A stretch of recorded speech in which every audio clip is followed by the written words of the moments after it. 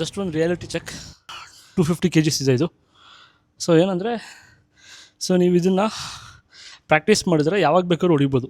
Let's like ನಾನೇ have been training this power lifting since 13 years.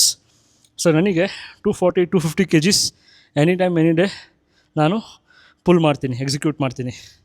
So thing is that ಇದನ್ನೇ ಈಗ ನಾನು ಇದು ಹೊಡೆದಾದ್ಮೇಲೆ ಒಂದು ಒಳ್ಳೆ ಎಡಿಟ್ ಮಾಡಿಬಿಟ್ಟು, ಒಳ್ಳೆ VFX, ಒಳ್ಳೆ ಬ್ಯಾಕ್ಗ್ರೌಂಡ್ ಸಾಂಗ್ ಹಾಕ್ಬಿಟ್ಟು, ಒಂದು ಪ್ರೋಟೀನು ಅಥವಾ ಒಂದು ಕ್ರಿಯೇಟಿನ್ ಡಬ್ಬಿ ಇಟ್ಬಿಟ್ಟು ದಿಸ್ ಈಸ್ ಮೈ ಸೀಕ್ರೆಟ್ ಅಂತ ಹಾಕಿದರೆ ಎಷ್ಟು ಜನ ಮಂಗಾಗ್ತಾರೆ?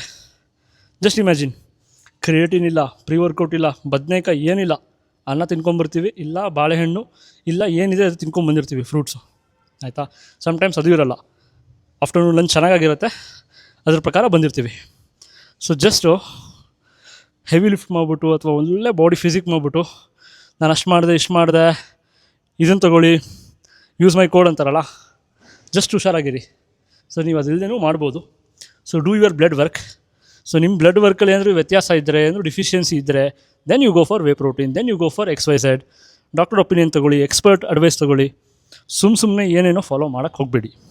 Because your health your responsibility. ಯಾವ ಇನ್ಫ್ಲೂಯೆನ್ಸರು ಏನೂ ರೆಸ್ಪಾನ್ಸಿಬಿಲಿಟೀಸ್ ತೊಗೊಳ್ಳೋದಿಲ್ಲ. Stay safe.